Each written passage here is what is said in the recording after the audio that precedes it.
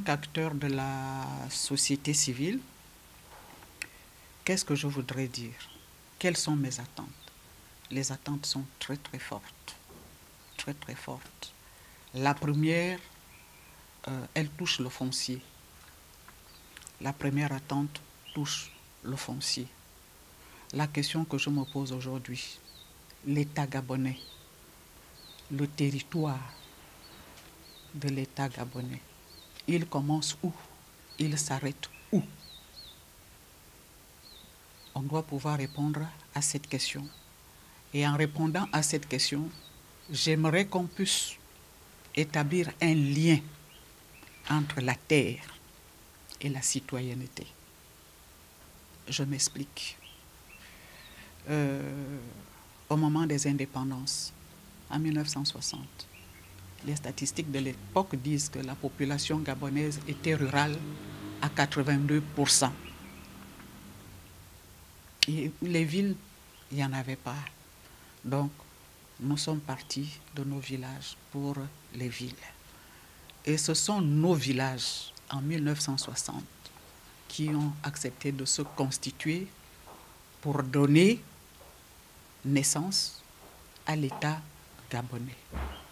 Et à ce titre-là, l'État gabonais doit une déférence aux populations rurales, aux villages.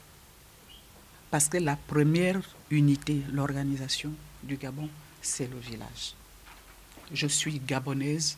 Si vous me permettez, le Gabon, ça peut être quelque chose de virtuel.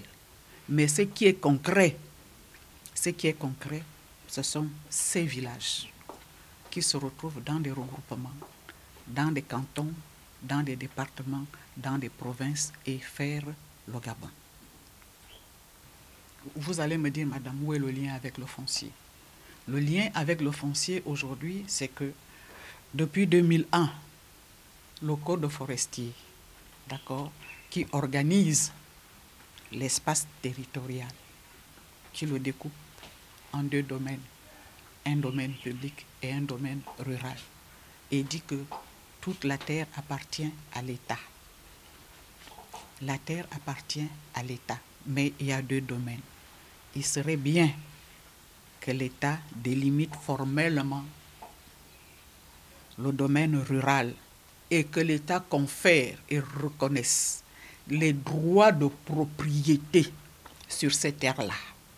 Sinon, ma vue, vraiment, permettez-moi le ton de la société civile, sinon, les populations rurales, les villageois, ne seraient pas des citoyens, puisqu'ils n'ont pas de droit de propriété.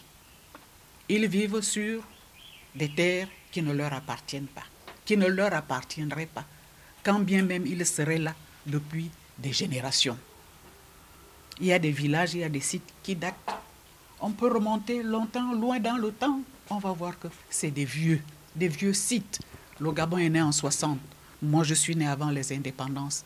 On a mis Afrique équatoriale française. C'était quoi? C'était quoi? Pour mon père qui n'a jamais été à l'école, d'autres personnes ont décidé on ne peut pas continuer sur cette logique-là. Vraiment, la première chose. Le CTRI, le 30 août 2023, a décidé de libérer le Gabon. La libération là doit se traduire par la souveraineté réelle et elle commence par les droits de propriété sur notre sol, nos terres, nos forêts. Gabon d'abord. Et qu'on donne maintenant une superficie, un territoire réel. Et quand je parle de ça, tout de suite, vous voyez, il y a l'environnement. Le chef d'État sortant a déclaré qu'il est resté absent pendant 5 ans. Tout ce qui s'est fait, les accords, les conventions qui ont été signés durant ces 5 ans-là, 2018-2023, et qui pourraient, je suis au conditionnel, et qui pourraient avoir hypothéqué nos forêts, ou bien nous spolier le Gabon en donnant des droits de propriété, parce qu'il y a des titres fonciers qui ont été établis, d'accord, au nom de l'État. C'est toujours au nom de l'État où ça a été rétrocédé, il le faut. Donc vraiment, la première priorité, c'est celle-là. Je veux être citoyenne. Je veux me sentir citoyenne. Gabonaise à partir de mon village, la terre.